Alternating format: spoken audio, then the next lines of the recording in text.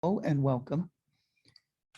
My name is Michael Gibbons. I'm the interim program director for the International Training and Education Program here at the School of Education at AU.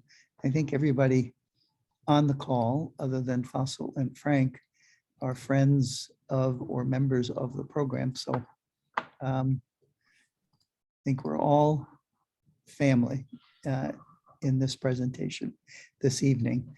The evening is going to be managed and overseen by Tahniat, and Beck will be assisting with the production. So we're very excited about Frank and Fassil joining us to share some of their insights about the art of strategic planning with partners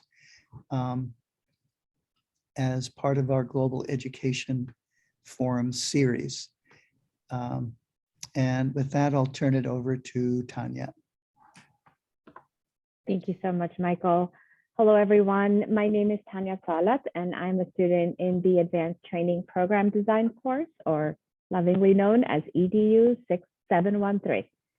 I welcome you to a special ITEP Global Education Forum on strategic planning using systems tools in international education and social justice. Our speakers today are Fassil Mirriam and Dr. Frank Adamson, who are joining us from Ethiopia and California, respectively, while our class is here in Washington, DC. So thanks to the miracle of modern technology. We'll have each of our speakers talk for about 15-20 minutes, and we'll follow that up with a question and answer session. So today we'll start with Fassil Mirriam. He is the executive director of the Children's Rights and Violence Prevention Fund. The fund works with over 156 hyperlocal organizations throughout Kenya, Tanzania, and Ethiopia to advance the safety and rights of children and adolescents. Fassil, we're grateful to you for rising super extra early this morning to join us and speak to us. So welcome. Thank you. Thank you for the introduction. My name is Fassil. I'm currently based in Kampala, Uganda, and I'm happy to be with you tonight. My organization has been indicated, is called Children's Rights and Violence Prevention Fund. It's a regional organization. It's a grant-making and capacity development organization. We provide grants and capacity development support to community organizations and local NGOs. Can I have the slide?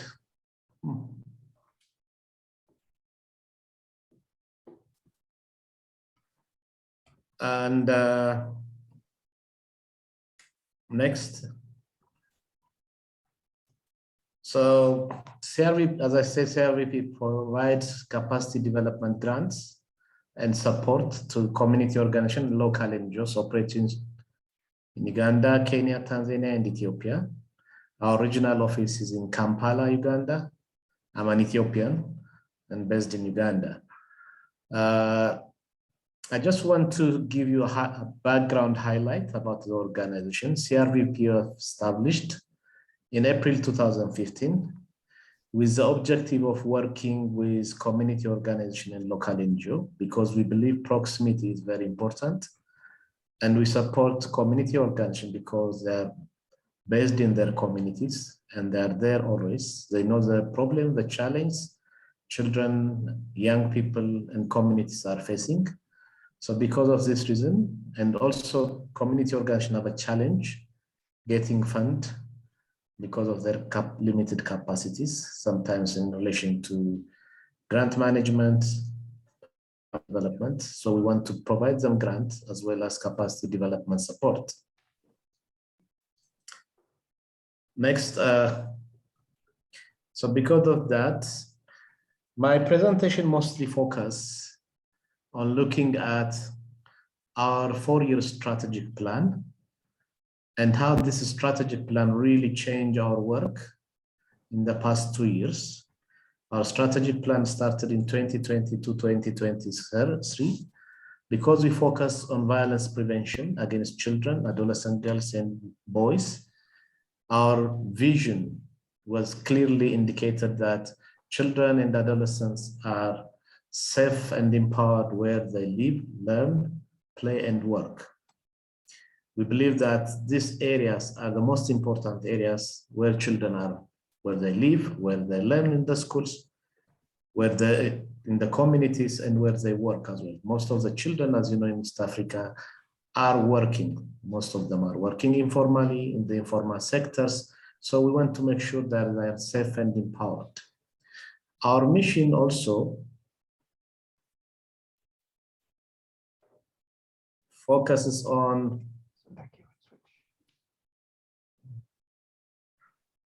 to advance the safety and rights of children and adolescents. We believe that it is important that people and children are safe. Safety and rights is very important for us because we want to advance the safety and rights of children and adolescents again. So our focus is mostly on these issues of prevention, protection, safety issues. Our guiding principle also looked at these areas. As you can see, we believe that violence is preventable and we can prevent violence by working with families, communities, and also by providing children and adolescents the right voice and agency in our work. Because if we build the agency and the rights and the resilience of children, we know that will make a difference in their life of children. We also believe that communities must own and drive the change. We are facilitators. We provide the grants, we provide the capacity development support, but community have to lead the change. We also start by listening. I'll show you how we are doing it. How do we listen our partners and how we work with the partners to listen to children, to listen to adult, young people, to listen to children and their families and communities, because we give them time and space for that. We also believe in developing authentic relationship with our partners and among partners. We also believe that our principals learn from our work and use evidence to inform policy and practices. We're also interested to leverage collective action for lasting change. Our strategies also focus on building agency and resilience of children and youth, enhance adult capacities, because we can't work in isolation with children only, but we have to work with their parents, we have to work with their teachers, we have to work with community informal leaders where children are working or playing, so that they understand what we mean by agency and resilience of children. So adults have to be part of this process. We also believe in building the capacity of community institutions such as schools and strengthening community systems. We also learn, share knowledge, and use evidence to influence policy, practice, and investments.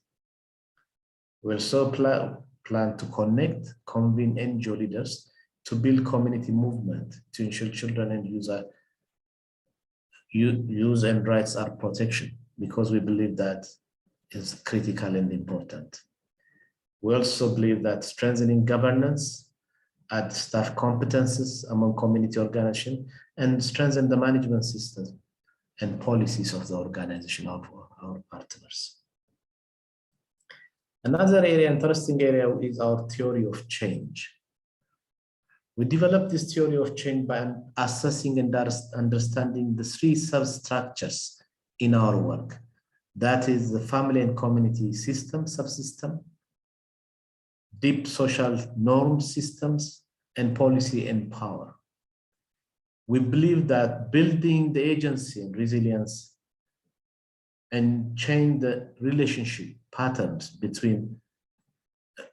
and interaction between and among children, adolescents, and adults within the family system, the community, and local institutions such as schools. This is critical and important in our work because we believe that when we change the relationship, the power relationship between children, young people and adults, then change will be sustainable. We also believe a shift in social norms that legitimize and perpetuate violence, be it physical violence, psychological violence, sexual violence against children and adolescents. We also believe an enabling policy and power environment which provides access to resources and opportunities. This is very critical and important for us as well in our strategic plan. That's how the planning started. After we started in 2015, and then we have this plan developed in 2019 because it is critical and important to have a clear plan in order to implement an effective and strategically interrelated programs. Our grant making strategies at CRVPF encourage cluster partnership. As you heard, we have 162 partners currently in the 4 countries, most of them in Uganda, where our regional office is based. And we started encourage cluster partnership, means that 2 to 5 community organizations, we encourage them and build their capacity to work together. We encourage local community organizations, local NGOs to work together because this is critical and important considering their limited capacity and specialization. We give them an opportunity, those working in education, those working on parenting, those working on skill training to come together to work in one geographic area with one grant. That's what we are encouraging, that's what we are doing. For us, clustering is a philosophy based on the core principles of integration of activities and collaboration of members for mutual benefits. And it's very important for us because, as I said initially, as indicated in our strategic plan, we want to create a movement at community level. And the cluster partnership, leadership, and the community organization going to be the basis for our community movement building, which sustain our work in the future. There are 2 types of cluster partnership. One is geographic level, where partners are interested to work in one geographic area, dividing the target communities and groups. As I indicated, in one communities, they can geographically divide the communities and work. The second one is sector levels, where partners working in health, skill training, income generating activities, targeting a specific group in one geographic area. What most of them are in the sectoral level work that we are promoting. As I said, that organizations come together, those working in health, skill training, income, education, and they identified and they work together jointly in one geographic area. The school program work in schools, the skill training target young people, the income generating target young people and mothers and fathers, and the same health program target all young people and the families. This way they come together, share their experiences, strategically connected with one grant. There are going to be one leader from the organization who manages the grant, another secretary, but the grant will be signed from the bank by all the cluster partners. We believe such collaboration can ensure the development of initiative and capture the creative potential of diverse actors for deeper impact. We believe cluster approach takes full advantage of the knowledge, skills, reach, and experience that partners offer to each other, and together can have greater impact than working separately. So what we do is that once we bring all the 3 to 5 organizations, 2 to 5 organizations to work together, we provide them a planning and learning grants. For the planning and learning grant assist partners to have time and space to know the respective cluster member strategies, select a cluster lead and a secretary from the members, give time to listen to children. As we have indicated in our strategy thinking, we want to listen. So it gives the 4 to 6 months period, will give them, the partners, have time to listen to children's challenge situation, young people, what are the challenges of young people, families and community leaders to identify strategic intervention area. And finally, partners develop long-term proposal for CRVPF funding, 2 to 3 years funding. So we'll provide them after 6 months, we provide them a planning and learning grant, long-term grant to support their work. One thing that we do as well before the COVID was organizing experience sharing and learning meeting forums for the regional partners. This is done after 4 to 6 months of working, listening to children, families, communities, and we bring all our cluster partners together. What are the learning and the sharing to share among themselves? What do they listen from families, young people from Ethiopia, Kenya, Uganda, Tanzania? They came together and share their experiences. And partners encouraged to facilitate the participation of young people at the regional meeting. Partners also encouraged to design long-term intervention programs for CRVPF funding, as I indicated. Partners also supported to develop monitoring, evaluation, and learning tools to follow and document program activities in systematic manner. The other thing that we do during this period is that CRVPF has a tool. Before coming to the planning and learning grant meeting, we send the tool, organizational capacity assessment tools, and we encourage them to conduct self-assessment to identify some of their challenges. What are their challenges in their organization? Is it programmatic issue? Is it systems? Is it capacity? Is it leadership? What kind of system support do they need from CRVPF? So we encourage that kind of self-assessment. And when they came for the planning and learning meeting, they share the challenge, we identify the challenge and provide them capacity development support. This was unfortunately didn't continue well because of the COVID situation. We are unable to organize physical meeting, but continue virtually to conduct the planning and learning meetings or forums, organizing it. But it's really, honestly speaking, it was challenging for us because of the communication, the internet challenge. So now we are planning to continue in the future, in the near future, once the situation of COVID is changed. So what are some of the program activities that we are supporting through our grant making? The first program is violence prevention against children and adolescents. CRVP developed partnership with 52 community organizations organized in 18 cluster partnership. The 52 partners are, most of them are in Uganda, but some are in Kenya, Uganda, Tanzania, and Ethiopia. So the first work we do is that how do we build children agency and resilience at family level, in communities and schools. So we bring children and that young people together in a safe space program where they sit, identify their problem in the community through a facilitation by trained facilitators, young people trained by us, by our staff, will do the facilitation work, and we try to build the agency and resilience of children. We also provide training on parenting and spousal relationship.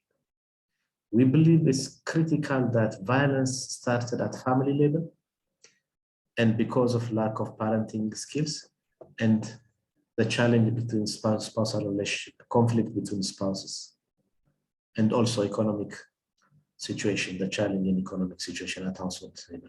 So what we do is that we train parents on parenting, we encourage spousal relationship to have a good relationship, and also support families to generate income by involving them in saving and lending schemes at community level, where we develop that kind of system through our partners' work. Supporting the development of good schools in selected elementary and secondary schools is one of the areas. We have a good school toolkit that was evidence-based, tested by another organization called Raising Voices in Uganda. And we are scaling that school, the tools, the good school manual in all our in Uganda and Ethiopia program and the regional program. So we are scaling it up, we're testing it, and we're working with our partners.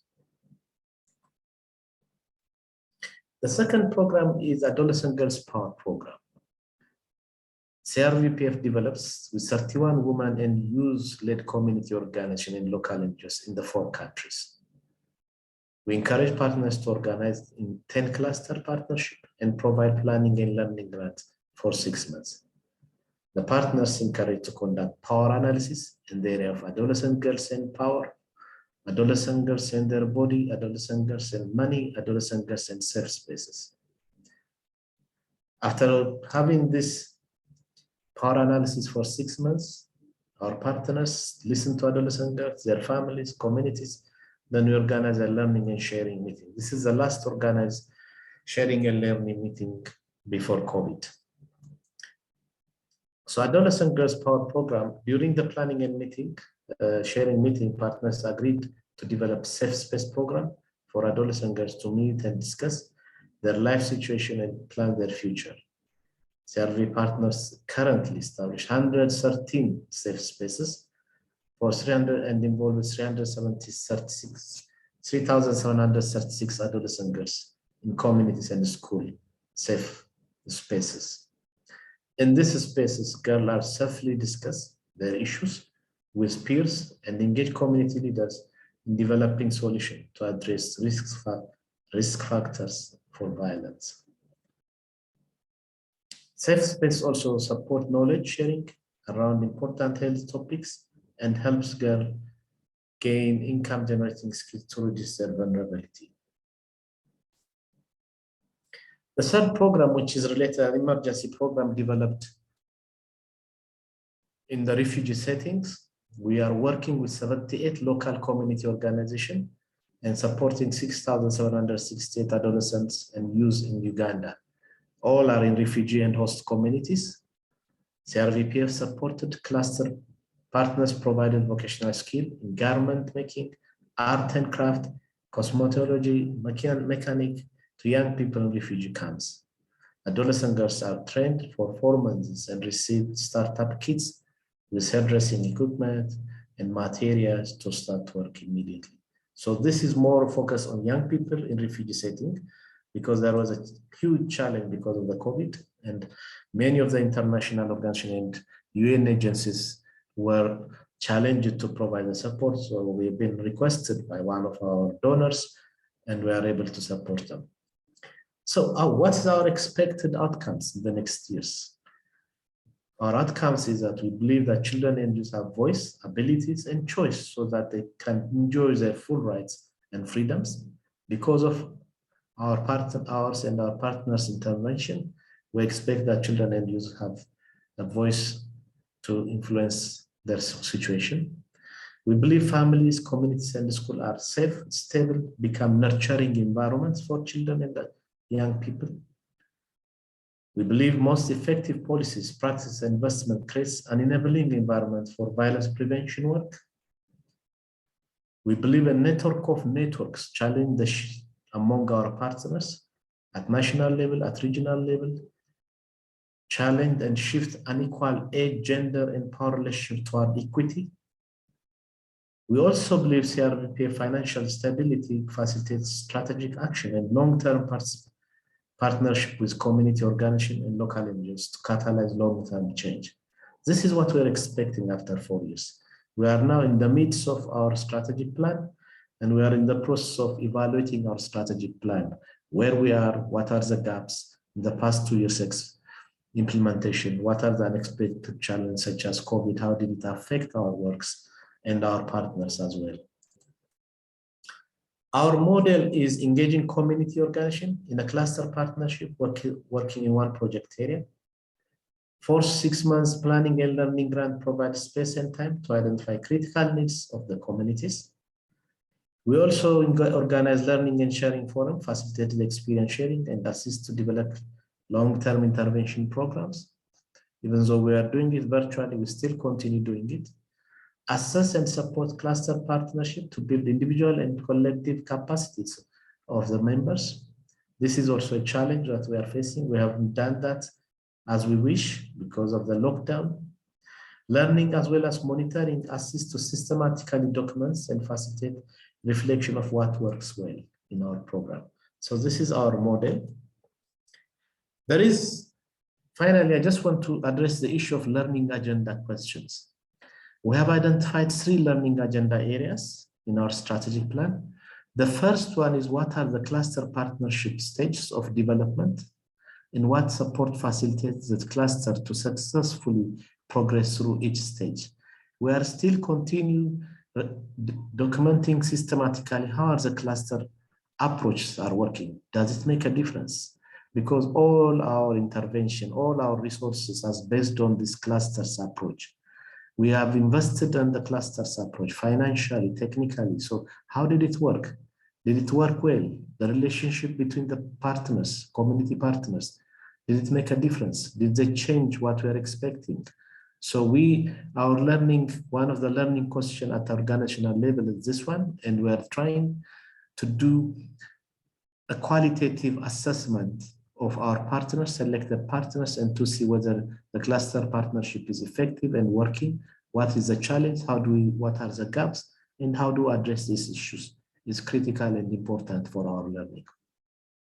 The second one is, how do parenting training, improving spousal relationship, and increasing income for families prevent violence at family levels? This is also very critical. This is one of our learning agenda. If we train parents how to, on parenting, how to listen to children, how to understand the different development and the implication of that, of children development.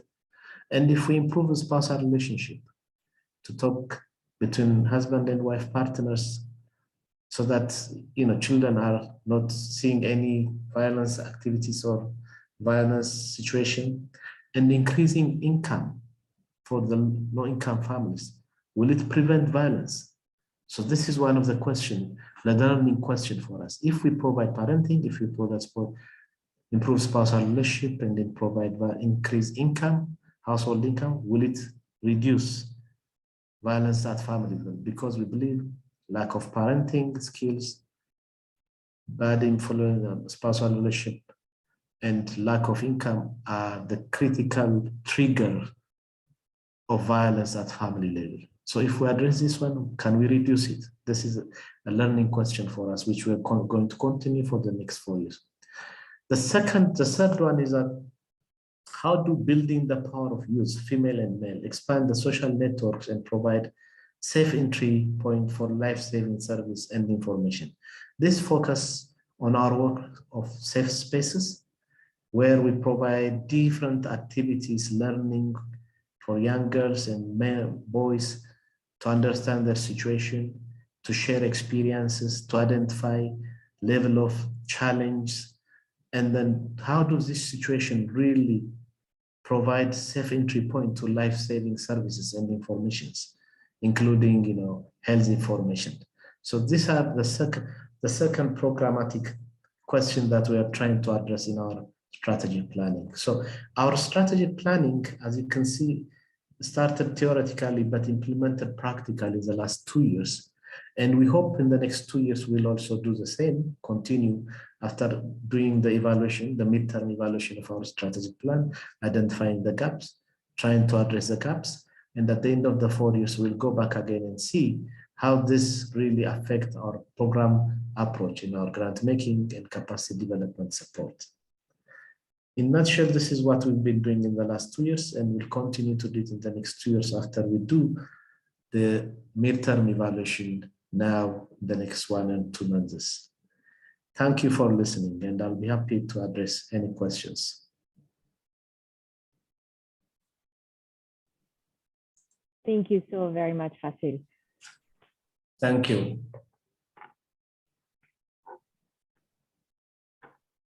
So, as you may understand, that the class today is discussing strategic planning, and that's part of the reason we're having this forum, which made me think about the questions, the learning agenda questions that you talked about.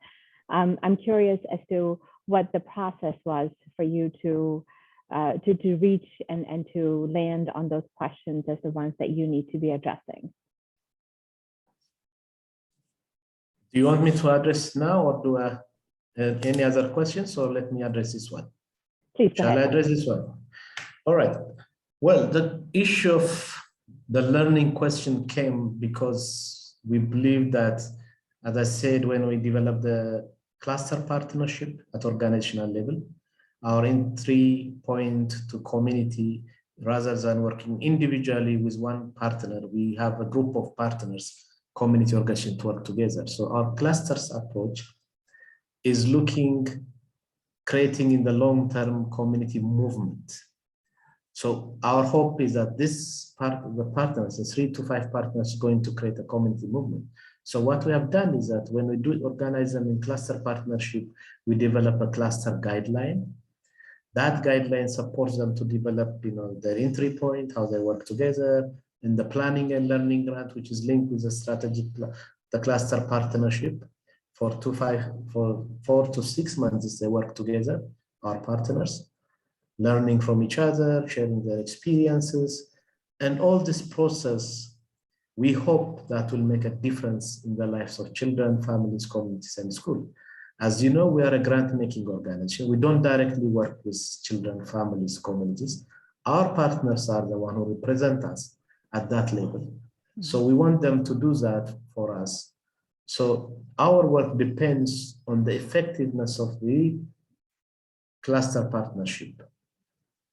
And that cluster partnership, we want to evaluate it. Whether does it make a difference? Are they effectively working? Will they be a basis for community movement building? So this is very critical and strategic for us to evaluate it and develop a learning question. And that learning question addresses issues. Thank you. I just want to put it out there that if anyone has questions, please feel free to put it either in the chat box or raise your hand, and we will call on you to ask your question. I think there is a question from Michael. Is that a statement, Michael? More comment. Comment.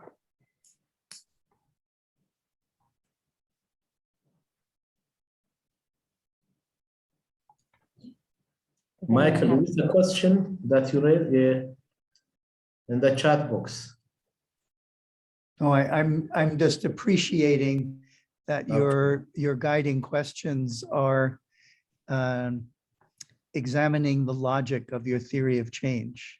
Yes. Does cluster approach produce what you anticipate? Does family strengthening produce what you anticipate? Does empowering and giving voice to youth produce what you anticipate? I think that's a very elegant way to help your team and your partners honestly review whether the logic of your plan is working out as you hope, so that you have a chance to make any mid-course correction if needed. Yeah. Thank you, Michael. I just want to say hi, Tom. It's good to see you. Good to see you, Fassil. It's been many years. Happy to see you. I know.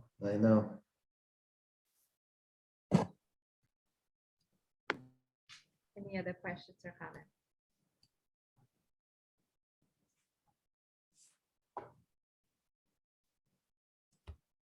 Fassil, I have one more question for you. Listening to you speak about the impact COVID has had on CRVPF to engage directly with some of the cluster partners. What impact have you seen COVID have on your partners' abilities to directly engage with the community itself? I know it's not a strategic planning question, but it's just as a human question. Well, I mean, as you know, we are a regional organization. We work in Uganda, Tanzania, Ethiopia, and Kenya. Most of our staff travel. We travel to the regions. Our partners are working at community level. We have to go to the communities. All this has been affected by the lockdown, by travel limitation.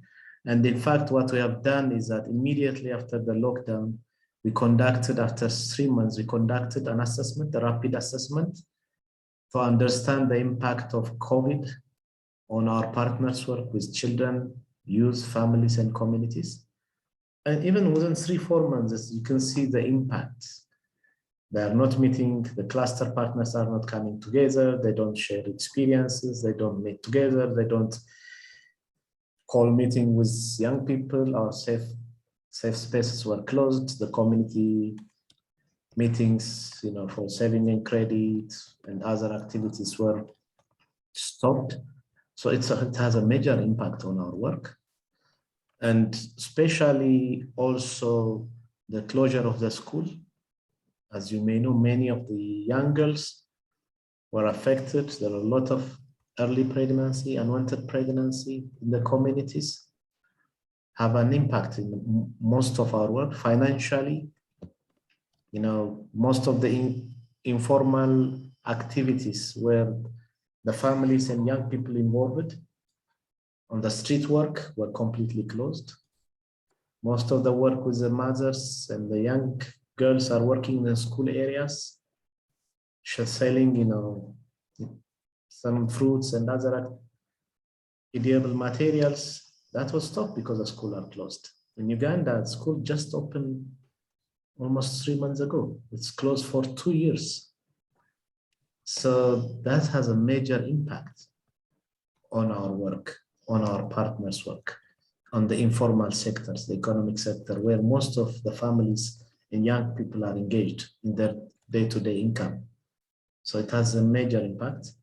And as I said, there are a large number of young girls who've been out of schools, have been affected as well, boys and girls, and children, of course. So we are still in the process of understanding. Many of our partners are telling us, you don't understand the impact. We are going to do a research. We're planning to conduct the research now, an in-depth research, really to understand the impact. So to share it to other donors as well, to see it's not the usual normal way of doing things. You can't continue doing things. Last week, like 2 weeks ago, our staff went to the communities in 1-2 of the project area. We're expecting that large number of children may not join school in Uganda, but what they found is opposite. There are extremely large number of children in schools, and the elementary school director told them out of the 22 teachers, only 11 returned to teaching job. Most of them are just left because of the closure. So there is a huge challenge of finding trained teachers in the secondary schools, in the elementary schools. Indeed. So there are many, many challenges are coming out. Indeed. Thank you so much, Fassil. Thank you again very, very much for joining us at a very early hour for you. We're grateful to you for taking that time and joining with us. Thank you so much. Thank you. Our second speaker tonight, my screen is off here. Sorry about that. Our second speaker tonight is Dr. Frank Adamson. Dr. Adamson is an assistant professor of education, leadership, and policy studies at California State University, Sacramento. He studies how different political and economic approaches, including education, privatization, relate to education equity and opportunity. His latest volume, Realizing the Abidjan Principles on the Right to Education, Human Rights, Public Education, and the Role of Private Actors in Education, discusses the application of international human rights law in education. Dr. Adamson has served as a member of the Privatization in Education and Human Rights Consortium since 2016.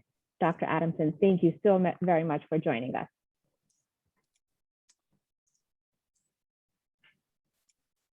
Hi, how are you doing? Hi, everybody. Good evening. Nice to be here. Just setting up my PowerPoints. We're going to see if my Zoom skills have improved over 2 years. That's an open question. All of our skills have improved. We would hope, but we may not. So let's see that. I want it to be doing that, and I want it to be in the presenter mode. All right. So you all seeing a presentation, or are you seeing my little secret thing? Oh, presentation. Good. Okay. Well, welcome everybody. So tonight I'm going to talk about strategic planning, and in particular, we're going to be using a system syncing tool from Peter Senge, and this is all going to be happening within the context of global education. So that's really a network, the Privatization in Education and Human Rights Consortium, which has members from around the globe. So, see if I can. Now, if we were in person, I would ask this question out loud, but I would just ask it rhetorically for now. What is $4.625 trillion? What would that be in the context of education? And the answer to that question is that it is the estimated annual value of global education in 2014, the global education market. And that figure was provided by Rob Hutter, who's the CEO of Learn Capital. And Learn Capital is a venture capital firm, and their portfolio is focused, or was focused, entirely on education. And this was presented at the 6th International Private Education Conference organized by the IFC, which is the private arm of the World Bank. So just to get a big picture of what's at stake here. And that number right now is around anywhere, I mean, people, it seems, it's a crazy number to think about, but it's like $5 trillion all the way up to 6 or 7. But the bottom line is, if you were to take 10% of profit off of that, you would be taking home around $500 billion. That is a lot of different country GDPs put together. So I think it's important to remember that the reason, one of the main reasons that we're having a heavy contestation in the education sector right now. So what we're going to do on this presentation, I'm going to talk a little bit about how we got here, and then how we've applied a human rights frame to education, in particular in the case of the role of private actors, and then talk about how we're developing strategies in systems thinking.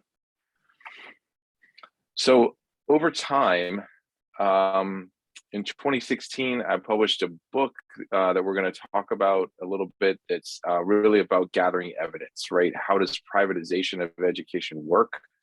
How are the roles of private actors in playing out in different countries, and comparing that to a public investment model? And then in 2019, we just actually published the Abidjan Principles. I mean, those were adopted. Then we just published a book last year called Realizing the Abidjan Principles, where we established the basis for the legal case for the right to education. And again, we look at evidence across contexts, this time primarily in East Africa and Francophone countries. And then finally, 2022, as a network, we're trying to think about how to be strategic. And we're deploying this iceberg model by Peter Senge, and we're doing some actor mapping, which we'll get into it. But I do want to track, for the purposes of this class, the Peter Senge model. And just a note that in 2016, the Privatization, Education, and Human Rights Consortium, say that 5 times fast, PEHRC, is started in 2016, and it's evolved, and we have more and more members right now. And we're really thinking, and we've done a lot of this work. So PEHRC members worked with me on this Abidjan Principles work. There's just been an absolute ton of work that's come out in different strands. We'll get to in a second. But first, just let's take a quick look at what Peter Senge has laid out in terms of his iceberg model here. There's 4 layers to the iceberg. There's the event layer. That's the top of the iceberg. That's what the guy on the Titanic saw before they didn't turn, right? So that's just the, like, what's going on here. And then the layer below that is still a little what layer, but there are patterns, behaviors, trends over time. So it's not just one event, what's happening in the current moment, but what's happening over time.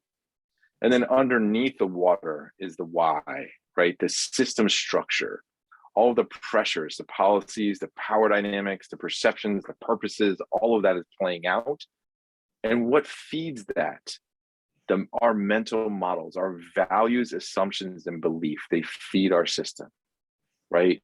So the iceberg model is a really helpful way for us to understand the actualization of our value system up through the institutional and structural level, over time in patterns of behavior, and then when we look out at what's happening in the world today, right? So that's what we're going to do. I'm going to track it through for you a little bit on as I present some of what we've realized about the topic area, and then how it applies to our strategic thinking currently.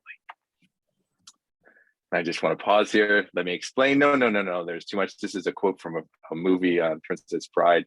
Let me sum up. So just to note that I'm talking about global education over 10 or 15 years. I'm summarizing, and I'm at best. So, but basically, back in the 70s, at a mental model level, there was Augusto Pinochet enacted the neoliberal experiment of Milton Friedman. This is actually a picture of Pinochet on the right and Milton Friedman on the left side of the couch in the middle of the picture. And they privatized education. Chile put a voucher system in place. At the same time, on the other side of the world, Finland adopted a focus on equity in education. And then in the 2000s, we saw a wave really of protests in Chile about educational inequity, and resulting in the change of the presidency. Just think about that for a second. A presidency shifted because of an education platform. Kind of like, wow, that would be really cool in certain cases, right? If it didn't take a protest to get there. But and then we have over in Finland since the year 2000 has been the international assessment darling. They've ranked super high on all of the assessments. They've tailed off a little bit, but it's been a long run at a very high level, and kind of came out of nowhere. And so people were wondering what's going on. So what we did in this book, Global Education Reform, was we look at these pairs of countries, Finland and Sweden in Scandinavia, Canada, the US, and Cuba and Chile in Latin America. And if you want to read the book, go ahead and read the book. I'm going to just draw out some major highlights. So now we're looking at the mental models and the system structures combined. So at the model level, from a privatization or a global education reform approach, we have these drivers of privatization, deregulation, liberalization, and the rationales, the mental models, the efficiency, the idea that if you have school choice, if students are choosing a school that creates competition between schools, and that's going to increase their quality, and scarce resources are always a rationale for the private sector delivering education. And it's delivered in the mechanisms of vouchers, charter schools, markets, low-fee private schools isn't even on here, but these are some of the features of the system, so the system structure level. And in the public investment model, we have a very different frame. Public ownership and responsibility, equity is at the forefront, like in the Finnish case. The rationales are more about access and preparation of citizens, and the ways that they are done. And if there's one takeaway from global education reform, it's that Cuba, Finland, and the Ontario case in Canada, they prepare their teachers. They pay them, they prepare them, they support them. They're the lion's share of the cost in education. And, so you do that, and you do it equitably, and you're making a high quality public investment. And of course, a whole focus on the whole child. So that's the process part. What happens in the market-based model? We see a lot of declining achievement, greater segregation and inequality. We see low achievers getting pushed out of schools. There's a lot of student selection that happens. I did a long study of New Orleans that showed just a micro level by 9 different tiers of students being selected down to lower level schools by their special education status, their poverty, even in a very impoverished place, the level of poverty, things like that. And teacher shortages. In the public investment model, we see growing achievement, greater integration, more equity, increased attainment, and surpluses of teachers. So they're very different patterns. This is sort of binary, not every case, you know, there are high performing charter schools for sure, but in general, that's what we've seen. So then what was our response? The response to the privatization and education and human rights consortium was to go out and aggregate all of the human right to education and adopt it. And this is the Abidjan Principles adoption meeting. You can recognize a couple of faces in the crowd there. There's me in the middle. Michael's in here somewhere as well. And a team of lawyers drew out all of the human rights law relevant to education, in particular private actors. And the principles were adopted in 2019. There's no formal state adoption because it was already in human rights law, right? So basically, what are they? Abidjan Principles. So this is how we have articulated a right to education global framework, right? And this is where it loops back to the mental model. The event is, oh, hey, there's an adoption of the Abidjan Principles, and that's great, but then it's about changing the mental model that's underlying everything, where we're saying that, no, the way that we think about education is not through profit, it's through human rights, right? And so the Abidjan Principles are a legal text. They clarify the state's human right obligations to provide public education. They reflect human rights law, which I already said, and they're really a practical tool. They provide guidance to states, other actors on how to implement the right to education. There are 97 principles. There are 10 overarching principles. I encourage you to go to the website and download it. We do not have time here to go through.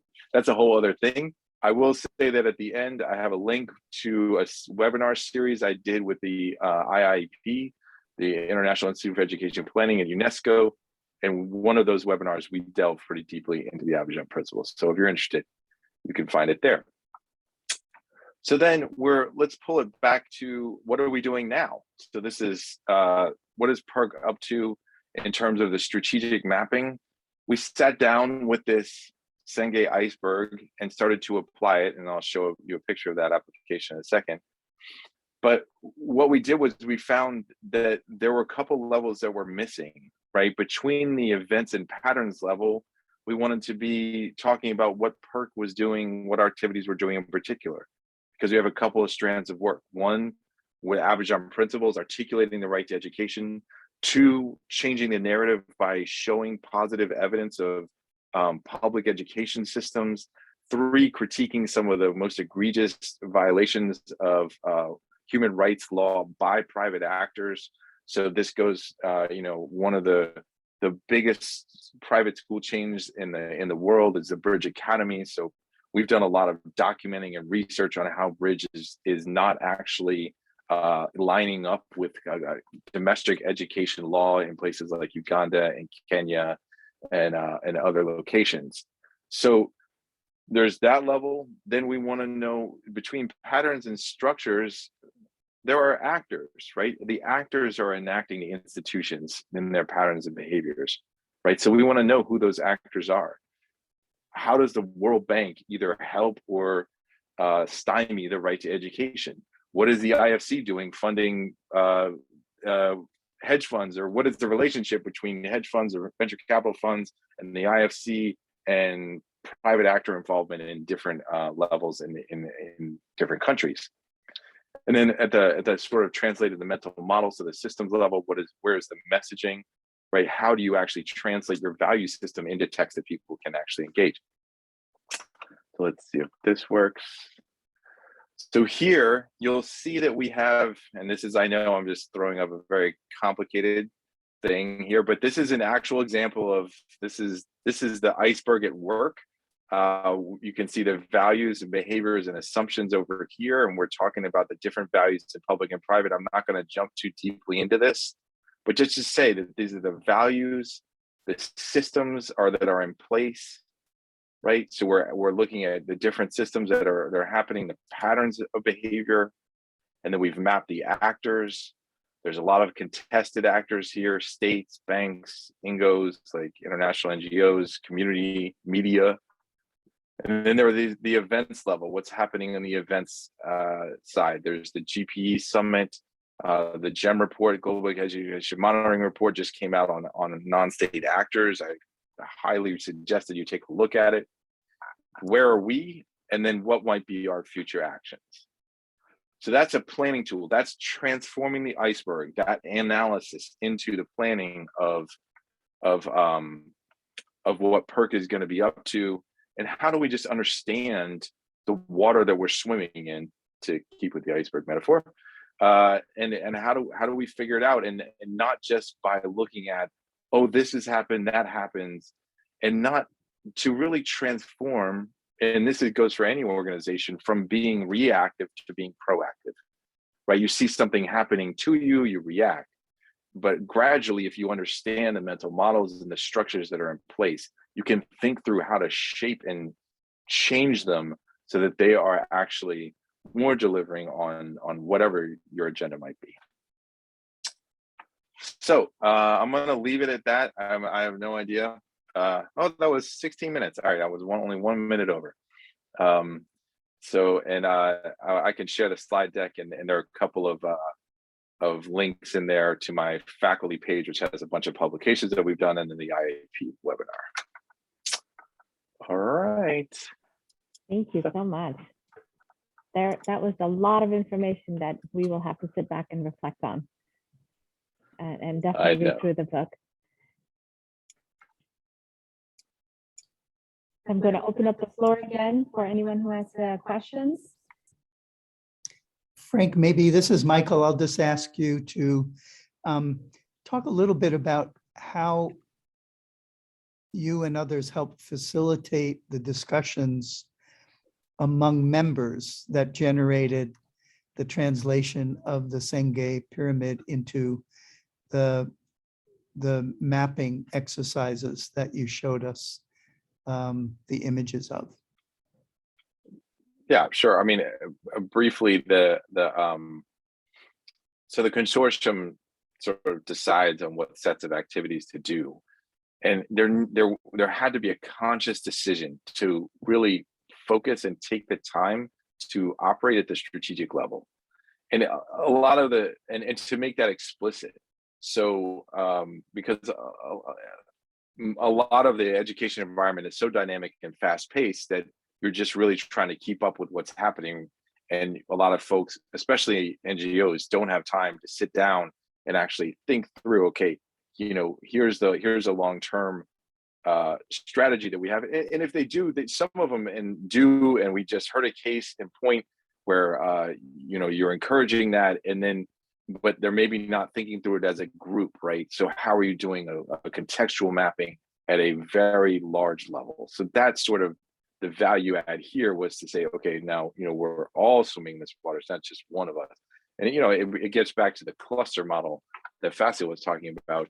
This is sort of like the extended cluster model, and really trying to do to group strategizing together.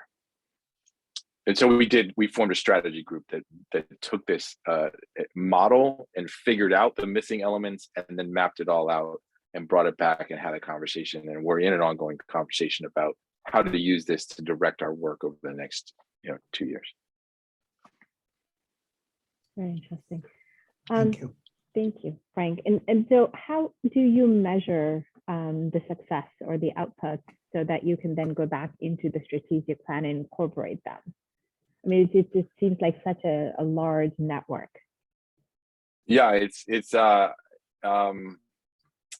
well, I mean, I think you look at the event level. First of all, you want to see what events are happening. There was just a huge event that just happened where the IFC decided to roll back its support of private actors.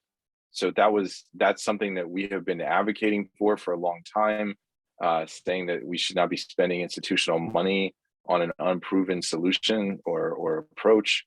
And so that actually was a sign of years of effort having impact. And then you can see, you want to see where the trends are. Just the mere fact that the Global Education Monitoring Report took on the issue of non-state actors and wrote 500 pages about it is sort of it's a victory of awareness.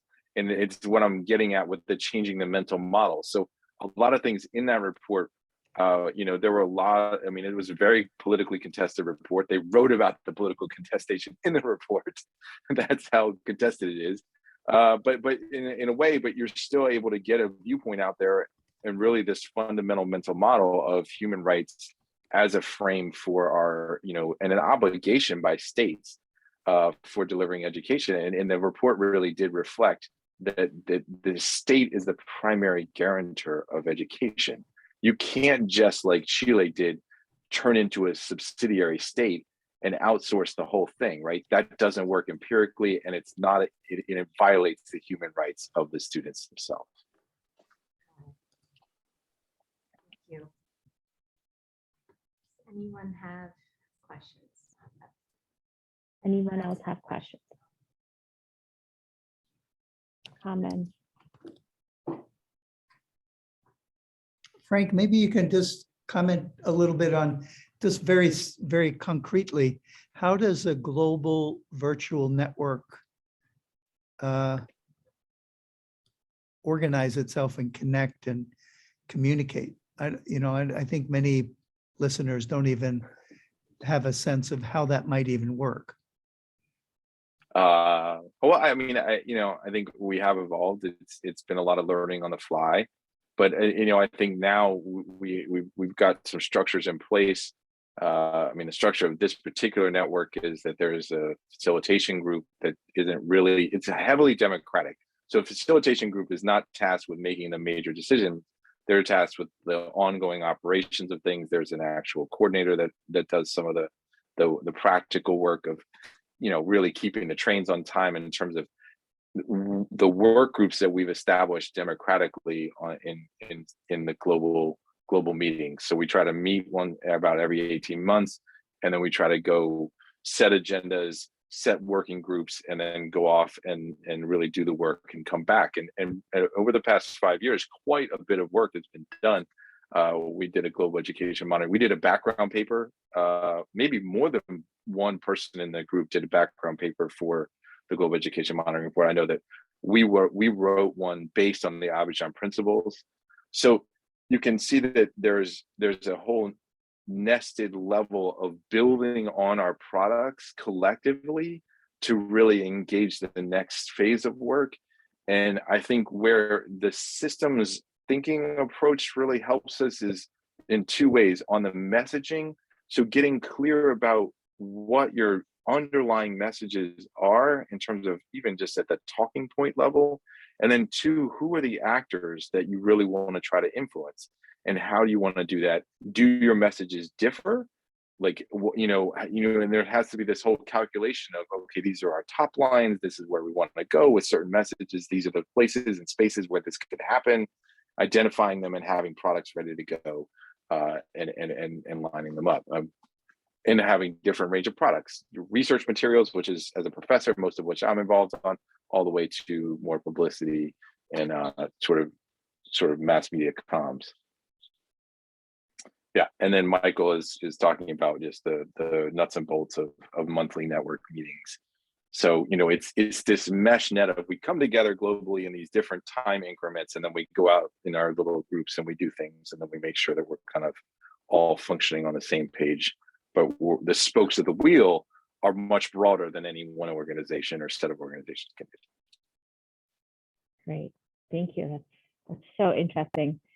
I think if no one else has any questions, we may have reached our time. And I think there is a question here. How geographically have the network expanded in the last few years? And how global? Yeah, go ahead. I would say I'll start with the first one. Second one first. Yes, the global South is well represented. There are networks of networks, in different regions.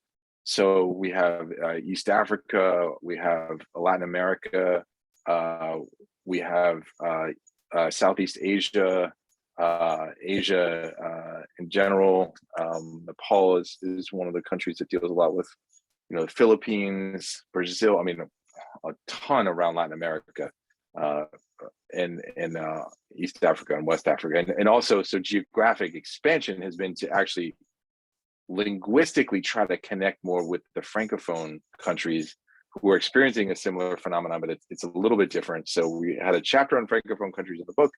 We had the Abidjan principles are called the Abidjan principles because we did them in Abidjan, which is the capital of Cote d'Ivoire. So the point was to actually point to a French-speaking, African country, and really say that this is also, happening across a lot of different contexts that we don't normally think about in Anglophone world. So there's a lot of different places, and as the work continues, people are starting to find us, and they see these different publications coming out, and then they come out of the work. We've had somebody in Quebec come to us, and I wasn't familiar with the Quebec system until I really learned about it and saw the level of education and equity that's happening there.